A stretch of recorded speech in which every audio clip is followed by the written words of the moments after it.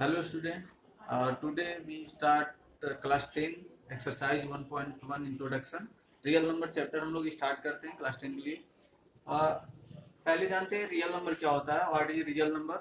पहले तो देखिए, रियल नंबर आप ऑलरेडी पढ़ चुके हैं, रेशनल नंबर और इरेशनल नंबर। तो रेशनल नंबर और इरेशनल नंबर जो बच्चे नहीं जानते हैं, वो क्लास 9 का जो फर्स्ट चैप्टर वीडियो है उसको आप देख सकते हैं। तो इसमें रेशनल और इरेशनल नंबर आप जानते हैं, हम दोनों को इंक्लूड करते हैं तो टोटल कौन सा नंबर होता है, वो रियल नंबर होता है। यानी कि रियल नंबर में रेशनल और इरेशनल दोनों नंबर को इंक्लूड कर सकते हैं, जिसमें कि natural number, whole number, integer, decimal, fraction, सारे नंबर को हम कंबाइन कर लेते हैं तो हमें मिल जाता है रियल नंबर। यहाँ एक और डिफिनेशन बता सकते हैं हम लोग, दो नंबर हुई square is a positive number that is called real number. किसी भी नंबर को अगर हम लोग स्क्वायर करें और वो अगर पॉजिटिव नंबर हमें मिलता है तो क्या होगा, रियल नंबर होगा। ठीक है, तो कोई भी रेशनल और इरेशनल नंबर को हम क्या कह सकते हैं, रियल नंबर कह सकते हैं। उसके बाद कुछ टॉपिक्स आपको पढ़ना है क्लास 10 में, जैसे कि फर्स्ट टॉपिक है लेमा। क्या होता है, a proven statement used to prove another statement. एक ऐसा स्टेटमेंट है जो प्रूव है ऑलरेडी और जिसका यूज हम लोग किसी दूसरे स्टेटमेंट को प्रूव करने के लिए करते हैं। जैसे स्टेटमेंट क्या होता है, स्टेटमेंट मतलब एक सेंटेंस होता है। जैसे ये कहें कि sum of 2 and 4 is equal to 8। अब जैसे आपसे कहें कि सम ऑफ 2 और 4, sum of 2 and 4 is equal to, यहाँ पे 6 कर देते हैं, sum of 2 and 4 is equal to 6। यानी इन दोनों नंबरों का सम क्या होता है, 6 होता है। तो ये एक स्टेटमेंट बन गया। तो लेमा पे आते हैं। Lemma is a proven statement, a proven statement used to prove another statement. यानी अब इसके हेल्प से हम लोग किसी अदर स्टेटमेंट को इजीली प्रूव कर सकते हैं। क्लियर है।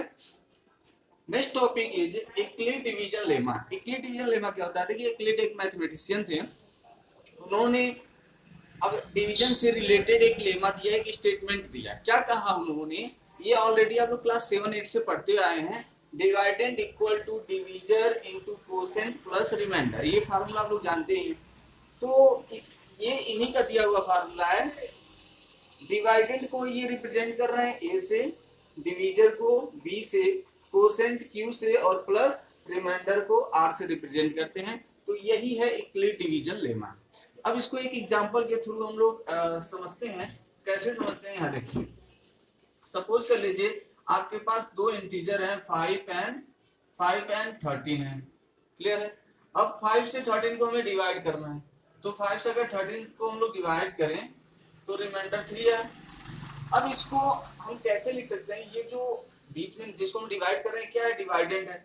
तो डिवाइडेंड के प्लेस पर लिख दीजिए 13 इक्वल टू डिवीजर क्या है 5 इंटू कोसेंट क्या है, कोसेंट है 2 और प्लस रिमाइंडर क्या है यहाँ पे 3। तो देखिए 5 2 10 प्लस 3 13 आ गया।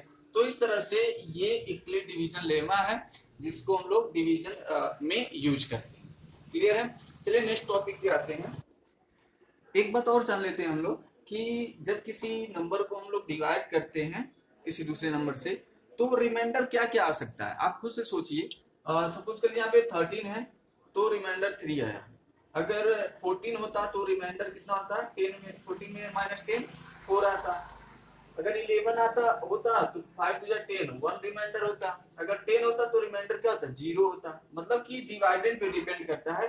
यानी कि रिमाइंडर अगर हम 5 से किसी नंबर को डिवाइड करें, 13 ना हो कोई और नंबर हो, तो क्या क्या रिमाइंडर आ सकता है, रिमाइंडर 0 आ सकता है। कब, अगर मान लीजिए नंबर 10 हो, 11 होगा तो रिमाइंडर क्या मिलेगा 1 मिलेगा, 12 होगा तो 2 मिलेगा, 13 पे 3 मिल रहा है, 14 पे 4 मिलेगा, 15 पे रिमाइंडर फिर से 0 हो जाएगा, 5 3 15। फिर अगर 16 होगा तो 1। मतलब देखिए फिर से रिपीट होने लगा, फिर 17 होगा तो 2 मिलेगा। इस तरह से हम क्या देख रहे हैं, रिमाइंडर कहां से कहां तक आ रहा है, 0 से 4 तक आ रहा है। क्लियर है। मतलब अगर हम 5 से डिवाइड कर रहे हैं तो रिमाइंडर 0 से लेकर 4 तक आएगा, मतलब 5 से एक कम तक जाएगा। 6 से डिवाइड करते हैं तो 0 से 5 तक। तो इसका मतलब क्या है कि अगर हम लोग किसी भी नंबर को डिवाइड करते हैं तो जो रिमाइंडर होता है वो ऑलवेज क्या होता है, लेस होता है किससे, जिस नंबर से डिवाइड कर रहे हैं। यानी कि b से लेस होगा। और कहां से कहां तक होगा, ये ग्रेटर और इक्वल होगा 0 से, मतलब कि 0 से लेकर b तक होगा। जिस नंबर से आप डिवाइड करें b से छोटा होगा। जैसे अभी हम लोग 5 से डिवाइड किए तो रिमाइंडर हमें कहां से कहां तक मिला है, 0 से लेकर, और किससे छोटा मिला, 5 से छोटा ही मिलेगा, यानी 4 तक हमें मिला था। तो इस तरह से अगर 5 से डिवाइड कर रहे हैं आप किसी नंबर को तो रिमाइंडर 0 1 2 3 4 ये मिलेगा। इसी तरह अगर आप 6 से डिवाइड करते हैं तो क्या क्या रिमाइंडर मिल सकता था, 0 1 2 3 4 और 5 ये रिमाइंडर आपको मिल सकते थे। क्लियर है? चलिए नेक्स्ट टॉपिक पे अब okay student, new topic is algorithm. Algorithm हम समझते हैं, फिर आते हैं यूक्लिड डिवीजन एल्गोरिथम पर। देखिए एल्गोरिथम क्या होता है, जब हम किसी भी क्वेश्चन को, किसी प्रॉब्लम को सॉल्व करते हैं तो सॉल्व करने में जितने भी स्टेप्स आप बनाते हैं उन सबके ग्रुप को यानी सीरीज को हम लोग क्या कहते हैं, एल्गोरिथम कहते हैं। डेफिनेशन क्या है, algorithm is a series of steps to solving a problem. Okay okay student, तो एल्गोरिथम क्या होता है, a series of steps. Series का मतलब एक ग्रुप होता है स्टेप्स का, टू सॉल्विंग अ प्रॉब्लम। किसी भी प्रॉब्लम को सॉल्व करते हैं इसमें जितने भी हम लोग स्टेप्स बनाते हैं उन सबके ग्रुप को क्या कहते हैं, एल्गोरिथम कहते हैं। अब आते हैं यूक्लिड डिवीजन एल्गोरिथम। यूक्लिड ने एक एल्गोरिथम दिया है कि किसी भी क्वेश्चन को कैसे सॉल्व करेंगे, खास करके एचसीएफ फाइंड करने में। तो यूक्लिड डिवीजन एल्गोरिथम क्या है, a technique to find the HCF of positive integer। एक टेक्निक है इनका कि कैसे हम लोग किसी भी पॉजिटिव इंटीजर का HCF फाइंड कर सकते हैं। तो एक एग्जांपल से समझते हैं हम लोग। सपोज कर लीजिए एक क्वेश्चन है हमारे पास, find HCF of 4 and 14 by using Euclid division algorithm. ये यूक्लिड डिवीजन एल्गोरिथम का यूज करके हमें एचसीएफ फाइंड करना है। तो कैसे करेंगे, देखिए बहुत इजी है। पहले यहाँ पे कौन सा नंबर ग्रेटर है, 14 इज ग्रेटर देन 4। तो छोटे वाले नंबर से बड़े वाले को डिवाइड करेंगे, 4 से डिवाइड करें 14 तो 4 3 जा 12, 2 रिमाइंडर बचा।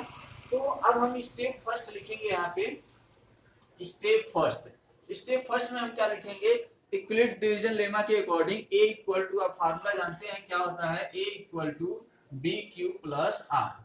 ये फार्मूला आपको पता है।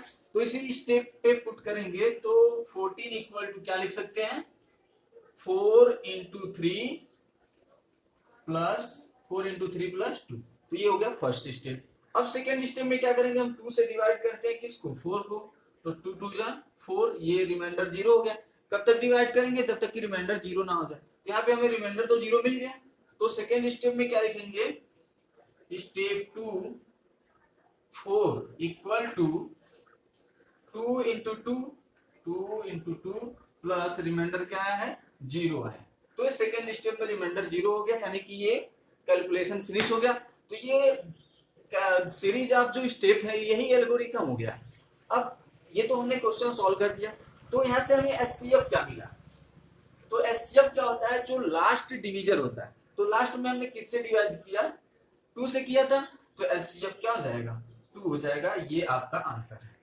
क्लियर है? तो इस तरह से by using Euclid division lemma या यूक्लिड डिवीजन एल्गोरिथम का यूज करेंगे हम लोग किसी भी पॉजिटिव इंटीजर का एचसीएफ बहुत आसानी से फाइंड कर सकते हो। Okay okay students, introduction finish हो गया। अब हम लोग नेक्स्ट वीडियो में क्या करेंगे, एक्सरसाइज 1.1 को एक्सप्लेन करेंगे। बहुत सारे स्टूडेंट्स को प्रॉब्लम हो रहा है सॉल्व करने में, तो नेक्स्ट वीडियो में उसको हम लोग सॉल्व करेंगे सारे क्वेश्चन को। फिलहाल आज का आपका होमवर्क है, find HCF of 112 and 204 using Euclid division lemma. ये आंसर आप लोग कमेंट बॉक्स में आंसर देंगे। ओके